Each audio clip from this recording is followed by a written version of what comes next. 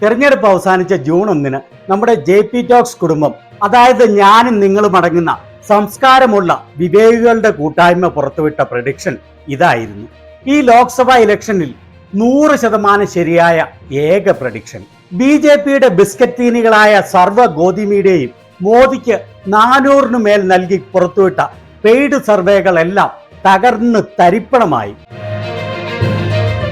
വെറും 6600ഓളം സബ്സ്ക്രൈബേഴ്സ് മാത്രമുള്ള, കാര്യമായ റിസോഴ്സസ് ഒന്നുമില്ലാത്ത ഈ കൊച്ചു ചാനൽ സഹസ്രകോടികൾ ചെലവഴിച്ച് മോദിക്ക് വേണ്ടി കുഴലുത്തു നടത്തിയ സർവ്വ ചാനലുകളെയും നിഷ്പ്രഭമാക്കി സത്യസന്ധമായി കൃത്യമായ പ്രവചനം നടത്തിയെന്നത് നമ്മുടെ JP ടോക്സ് കുടുംബത്തിന് അഭിമാനിക്കാവുന്ന നേട്ടം തന്നെയാണ്.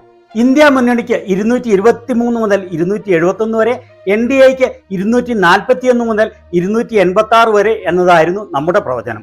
ഫലം വന്നപ്പോൾ ഇന്ത്യ മുന്നണിക്ക് 236, NDAക്ക് 290. ഇത്ര കൃത്യമായ പ്രഡിക്ഷൻ നടത്തിയത് ഗ്രൗണ്ട് ലെവൽ റിപ്പോർട്ടുകളും ഡേറ്റകളും സൂക്ഷ്മമായി അവലോകനം ചെയ്താണ്. അതുപോലെ തന്നെ നമ്മൾ പറഞ്ഞത് NDAക്ക് ഭൂരിപക്ഷം കിട്ടിയെങ്കിൽ അതിന് ഒരേ ഒരു കാരണം ആന്ധ്രയിൽ ചന്ദ്രബാബു നായിഡുവുമായി TDPയുമായി ഉണ്ടാക്കിയ സഖ്യം മാത്രമായിരിക്കും കാരണം എന്നും പറഞ്ഞിരുന്നു.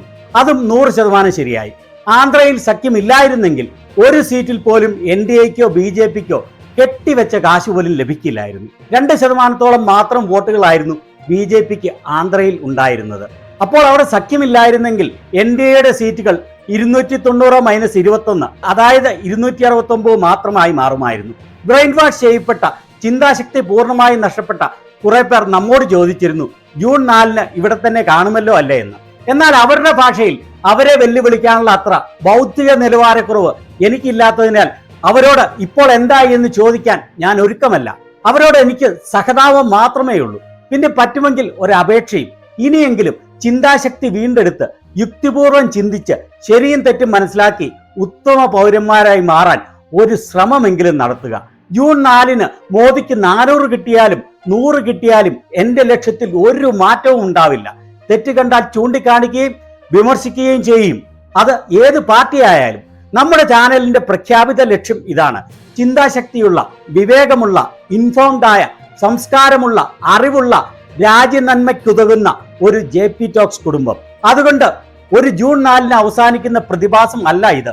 ലോകത്തിന് അഭിമാനിക്കാവുന്ന വിവേകശാലികളായ സംസ്കാരമുള്ള ജനങ്ങൾ ഭൂരിപക്ഷമാവുന്ന ഇന്ത്യ, അതാവട്ടെ നമ്മുടെ ലക്ഷ്യം. അതിനായി എന്നും നിങ്ങളുടെ സഹകരണം പ്രതീക്ഷിക്കുന്നു.